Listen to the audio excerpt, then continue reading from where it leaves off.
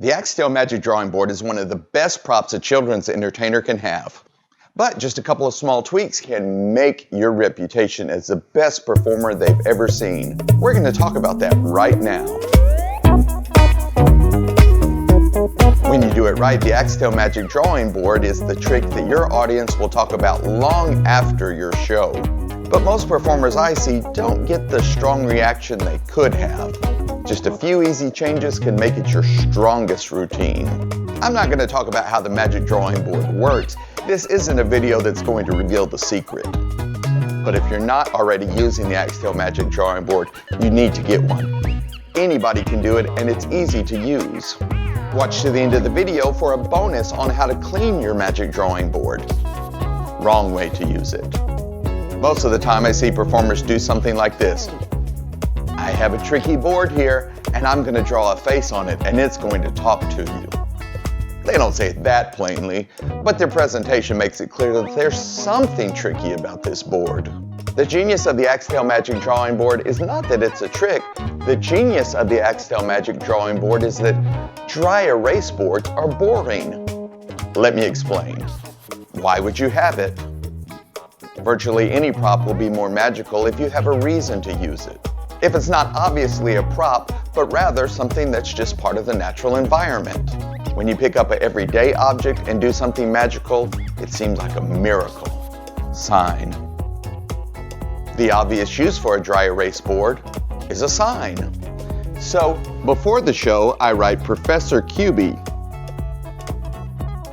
and have it displayed as everyone comes in. Talk about school. If I have a reason to pick up the board and use it, it's natural. So I talk about school. Make it familiar. I want the board to be so natural that nobody gives it a thought. Jokes and bits of business. By using the board for bits of business and jokes, I'm making the board seem natural and I'm entertaining the audience. David Williamson. David Williamson has a DVD about rope magic, and he does all kinds of silly bits of business with the rope before the magic even begins. He has someone tie him up, and then he can't get out. He has people hold the rope, look at it, play with it while he makes jokes. On the video, he makes a point that if people are not bored with the rope by the time you start the magic, they'll want to look at it later. But if they're tired of the rope, they won't give it a second thought. Boring. Your goal is to make the dry erase board as boring as possible while you entertain the audience. What do you like in school? I pick up the board and erase my name as I ask the kids to tell me their favorite thing in school. Lunch or recess?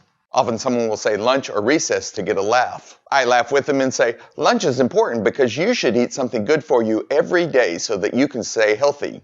Or recess is important because you should run and exercise every day. Science. I say, look at your big brain, that's great. Math. Now I have a reason to have the board in my hand. I ask, can you do a math problem? Here we go.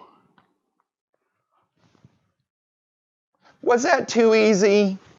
Can you do multiplication? Is that still too easy? Solve for X.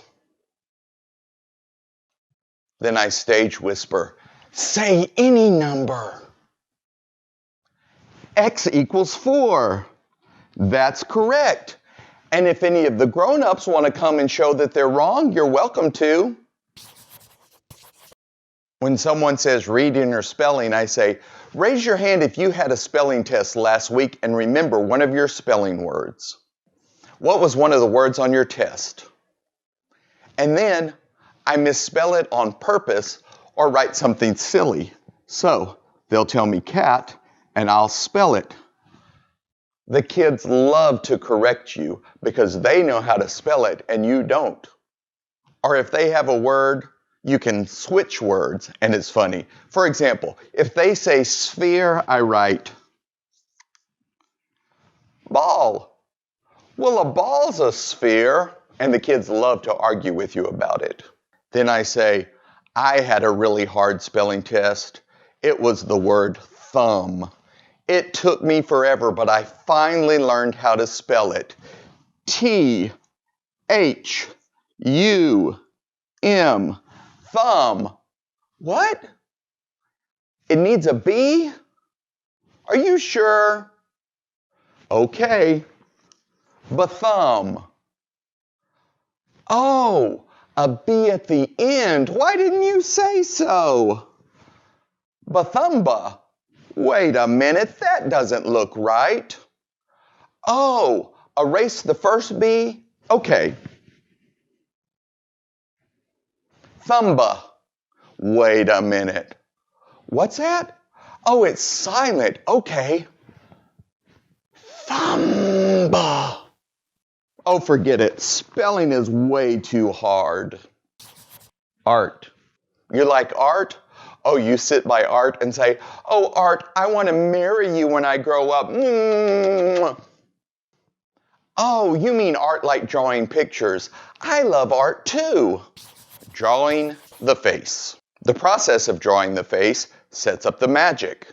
Again, the idea is to keep the focus on the fun stuff you're saying and the jokes instead of the process of drawing the picture. The picture you end up with is just a byproduct and doesn't raise any suspicion. I say, I'm going to draw a face. Let's start with the eyes. Ask the kids, what do the eyes still need? When they say pupils, I say, I know you're all pupils. You told me you're in school. You're all good students. What do you call the dots? I know you're good students. You told me you're pupils. But what do you call the dots? Oh, the dots are pupils? That is so confusing. So pupils mean the dots and students? English is so confusing.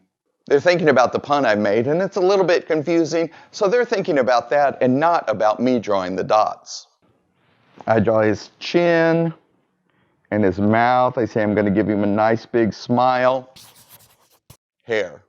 I say, I'm going to draw just a little bit of hair so that it looks like your daddy's. This gets a laugh from the adults. A kid draws the nose. I say, I'm not very good at drawing noses. Who can draw a nose for me? I then go down into the audience and let a child draw the nose. After the child draws the nose and I'm back on stage, I say, that is a great nose. I couldn't pick a better nose. This gets a chuckle and a groan. Now the face is drawn, and all the audience is thinking about is the bits of business and dumb jokes, not about the process of drawing the face. Look, don't see. This is where it gets very powerful. If you take your time and don't rush, your audience will see this as a miracle. As I hold the board, I say, who knows how to draw a house? I always draw a house with 2 windows and a chimney with smoke coming out of it. As I'm saying this, I move the eyes very slightly. Who can draw a snake? Focus on one of the children you're talking to and move the eyes very, very slightly. Ask the child, do you like to draw a mean snake or a nice snake? Do you draw it with mean eyes and fangs, or do you make it nice and smiling? As soon as you see the first child in the audience notice the eyes move, don't move the eyes again. The child will be telling all the people around them and trying to get them to look at the eyes. Keep talking, and as a few of the children are looking at it, move the eyes slightly. Build momentum. When kids start telling you that the eyes are moving, act like you misunderstand. Of course my eyes are moving. I'm trying to look at everybody in the audience. When they insist that it's the board's eyes that are moving, say, the picture we just drew, the eyes are moving. Yeah, whatever, okay. Keep talking and slowly move the eyes slightly. The kids will go crazy. Mouth reveal. The climax. I finally see the board's eyes moving, and I look at the board, and slowly the board's eyes look at me. If you do it slowly, even if the kids are screaming and yelling, anticipation starts to build. They'll get quiet, and you can hear a pin drop. I see the eyes move, and I say, hey, your eyes are moving. Pause just a beat. Then the board says, of course they're moving. The audience has built up so much tension and anticipation. When they see the mouth finally move, people will scream. Often, this moment is the thing that they remember most about your show. It can be the most powerful part of your show if you take your time to get there. Make the board's voice different from your own, and even if you're not a ventriloquist, no one will notice because the illusion is so strong. Don't have the board say much. That weakens the effect. Ditch while focused on the cloth. I erase the face and ditch the board in a way that draws attention away from the board and gets a couple of more laughs. I say, I'm going to erase your nose. The board talks like it has a stuffed up nose. I can't smell anything now. Erase the chin, and the board says, that tickles.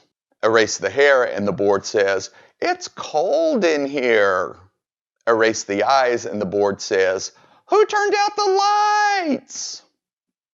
Have the mouth say, bye-bye, everyone. Then erase the mouth. Say to the audience, he's all the way gone. Wiggle the rag and say, no, I'm not. Keep looking at the board and say, yes, you are. We erased you. No, I'm not. I'm over here. Oh, look at the rag while you ditch the board. Well, we have a lot more fun things to do. Tell everyone bye. Bye-bye, everyone. Ditch the rag and enjoy your applause. Here's that bonus I promised you. I'm going to show you how to clean your Axtell Magic Drawing Board. One of the main things to remember is to use the correct type of marker on your Magic Drawing Board. Always use Expo Low Odor Dry Erase. Don't use any other brands, and always use the Expo ones that say low odor. I've never used any other kind, but the Axtell website says if it doesn't say low odor, it will stain your board. Use regular alcohol and cotton balls or cotton makeup remover pads. Gently wipe the whole board. Soon, it will look good as new. If this video helped you, hit that like button.